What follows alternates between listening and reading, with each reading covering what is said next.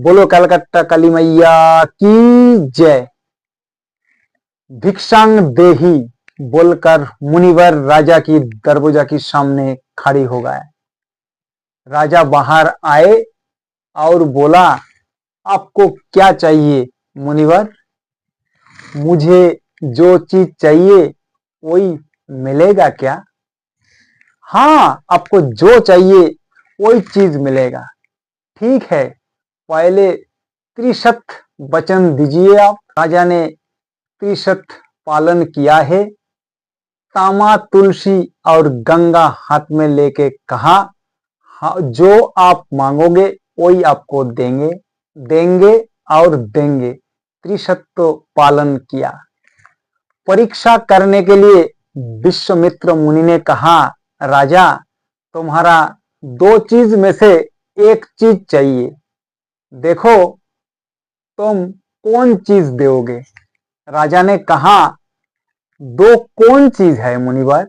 एक आपको राज्य, दूसरा आपका धर्म। धर्म नहीं तो राज्य, दो में से कोनो एक दान कर दो मुझे। राजा हरिश्चंद्र कहते हैं, राजा हम सब कुछ दे सकते हैं पर धर्म नहीं दे पाएंगे। धर्म ना दो पर राज्य दो। राजा ने कहा, तथास्तु। जब राजा राज्य दान किया विश्वामित्र मुनि का हाथ में, तब मुनिवर कहते हैं, राजा तुम्हें पता है अगर कोनो ब्राह्मण को दान मिलता है, अगर राजा दान करते हैं तो वही दान को साथ दक्षिणा भी देना पड़ता है। राजा ने कहा, मुझे मालूम है मुनिवर। अब बोलिए आपको क्या दक्षिणा चाहिए? मुझे 7 करोड़ स्वर्ण मुद्रा चाहिए। ज्यादा कम होने पर हम नहीं लेंगे राजा। तुम जल्दी जल्दी स्वर्ण मुद्रा का व्यवस्था करिए। हरिश्चंद्र अपना कोषागार से स्वर्ण मुद्रा लेने के लिए चल पड़ी। तब मुनिवर ने कहा, हे राजा, क्या तुमने जब मुझे राज्य दान किया है, क्या कोषागार मुझे दान नहीं किया थे क्या? राजा ने बड़े लज्जा, राजा शर्मा गए और कहा, नहीं तो। मुनिवर कहते हैं, तो तुम्हारा कोषागार से स्वर्ण मुद्रा क्यों देते हो?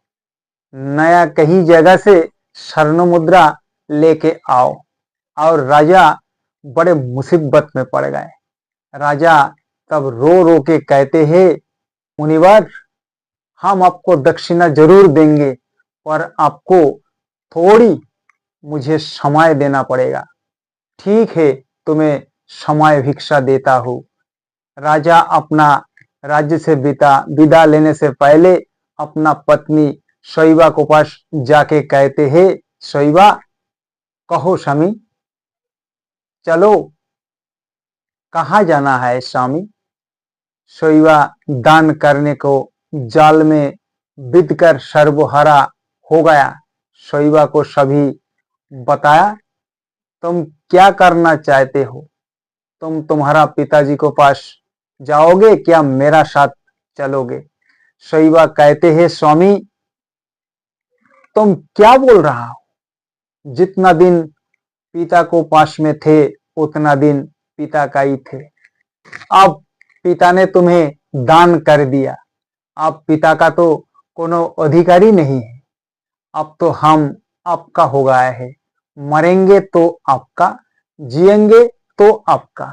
और मुझे मालूम है नारी का सबसे बड़ा धर्म पतिव्रता धर्म, मतलब पति सेवा। पति सेवा मतलब ये नहीं पति को थोड़ी गरम पूरी, दाल चावल, थोड़ी तेल मालिश कर देना, कपड़ा धो देना। पति सेवा उसे कहते हैं।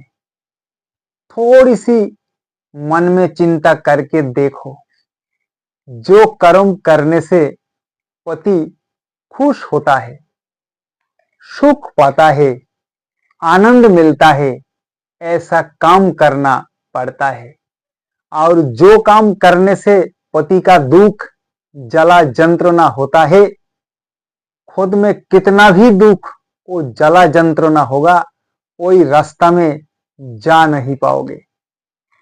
शैवा सती नारी पति सेवा के लिए कहते हैं, पति हम जाएंगे तुम्हारा साथ, तुम्हें सेवा करने के लिए। मैं तुम्हारा अर्धांगिनी, तुम्हारा दुख तो मेरा भी दुख, तुम्हारा सभी दायित्व तो मुझे लेना पड़ेगा। राज्य छोड़कर तुम जा रहे तो मुझे साथ में ले चलना। कोई वाराणसी का बाजार में मुझे बेच करके जितना दक्षिणा होता है उतना जुगाड़ कर लेना, बाकी तुम व्यवस्था करना। शैवा पति को साथ चलने लगा अपना बच्चा छोड़कर, पर बच्चा माँ छोड़कर रह नहीं सकते हैं। शिशु का चिंता माँ, बुढ़ा आदमी का चिंता ताश पाशा जुआ, जोगी का चिंता जगन्नाथ, फकीरों का चिंता मक्का, कंजूस आदमी को चिंता 99 धक्का।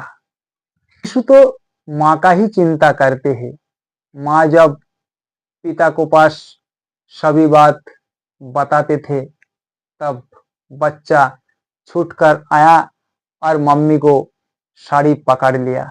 मम्मी तुम मुझे छोड़ के कहीं नहीं जाना, तुम जहां भी जाना वहां साथ लेके जाना। मम्मी कभी बच्चा को दुख देख नहीं पाते हैं। अगर बच्चा दुख में होए तो मम्मी बर्दाश्त नहीं कर पाते हैं, क्योंकि माँ ने अपना नाड़ी काट के बच्चा को अलग किया है। जब 9 महीने पेट में रखते हैं कितना दर्द होता है, और जब प्रसव करते हैं प्रसव वेदना में माँ चिल्लाते हैं। तो दुनिया में कुछ भी हो जाए माँ अपना बच्चा को कभी छोड़ नहीं सकते हैं। अपना सीना का दूध पिलाता है, और जब बच्चा अपना ओली में पेशाब कर देते हैं तो वही कपड़ा अलग करके दूसरा कपड़ा बदल के बच्चा को पहनाते हैं। मम्मी वही गीला कपड़ा में ही रह जाते हैं। माँ और बच्चा को संबंध बड़े मधुर संबंध होता है। माँ बच्चा को छोड़ के कहीं नहीं जा सकते हैं। जहां माँ जाएगा वहां बच्चा को साथ में लेके ही जाएगा।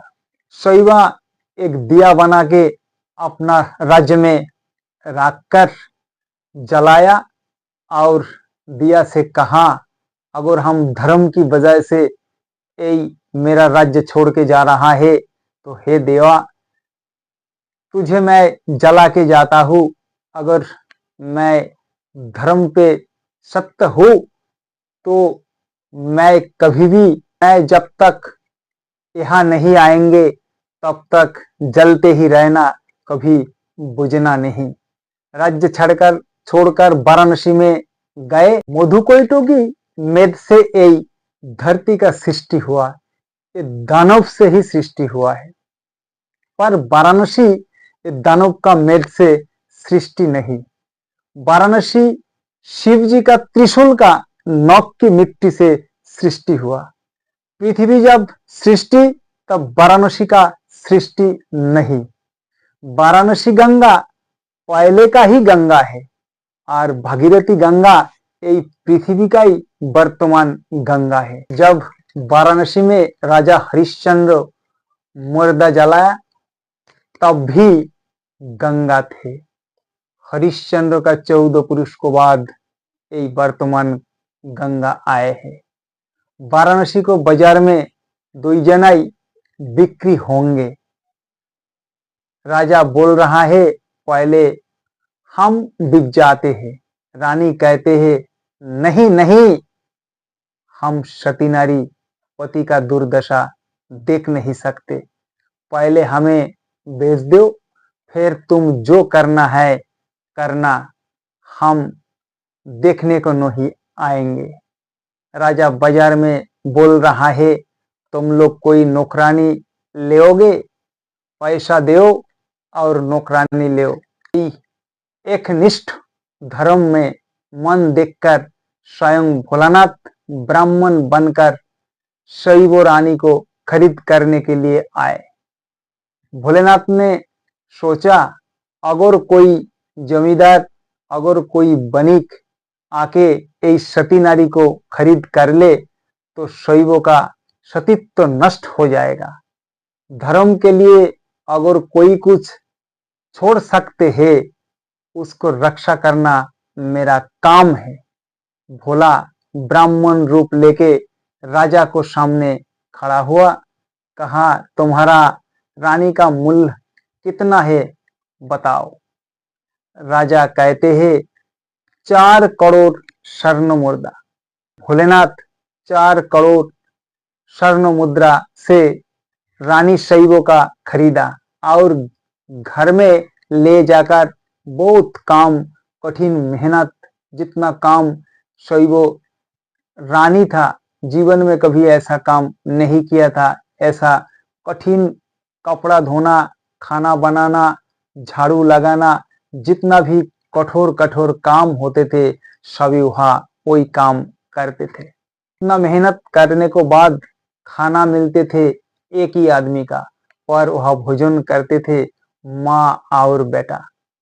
ये दुख देखकर एक दिन ब्राह्मण कहने लगा, अच्छा ठीक है शैवा, तुम्हारा एक मदद मैं करता हूँ, तुम्हारा बच्चा को काम करने के लिए छोड़ दो तो हम तुम्हारा 2 ही पेट के लिए भोजन देंगे। इसके बाद एक दिन उनको बच्चा फूल तोड़ने के लिए बाहर गए और वहां जाके सर्प ने काट खाया और बच्चा को वहां ही प्राण चले गए, बच्चा को मौत हो गया।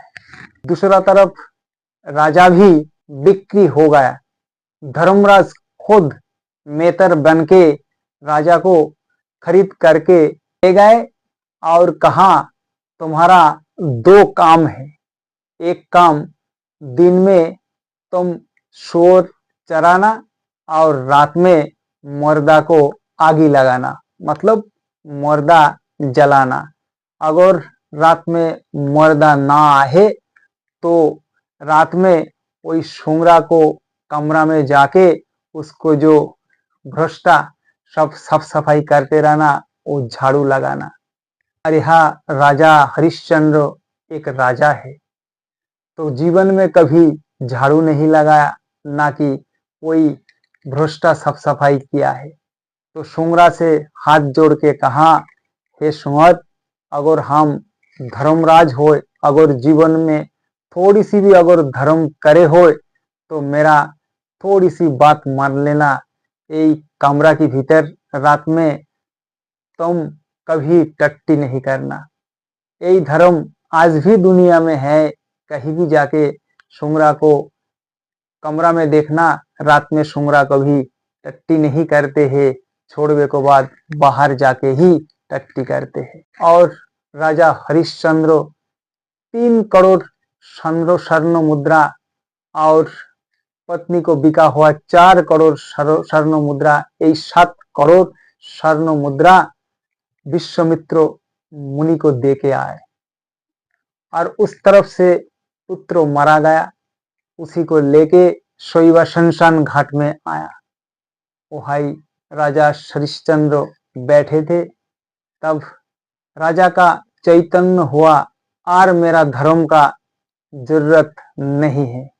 शैवा कहते हैं, ओहे स्वामी, तुमने मुझे जो काम के लिए पहुंचाया था वो तो मुझे कर नहीं पाया, इसीलिए मेरा पुत्रों को साथ मेरा भी चिता में बैठाकर आगी लगा देना। राजा हरिश्चंद्र भी कहते हैं, शैवा, मैं भी तो मेरा धर्म पाल नहीं पाया, क्योंकि तुम्हारा पिता से मैंने वचन दे के तुम्हें लाए थे, जो जीवन भर तुम्हें सुख शांति में रखेंगे, तुम्हारा देखभाल हम करेंगे, पर वो मैंने कहाँ कर पाया।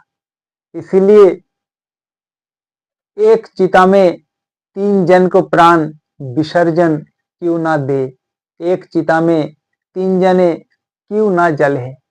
पर शैवो इतना दूर जो धर्म को पकड़कर आए हैं, आप उसे छोड़ेंगे कैसे?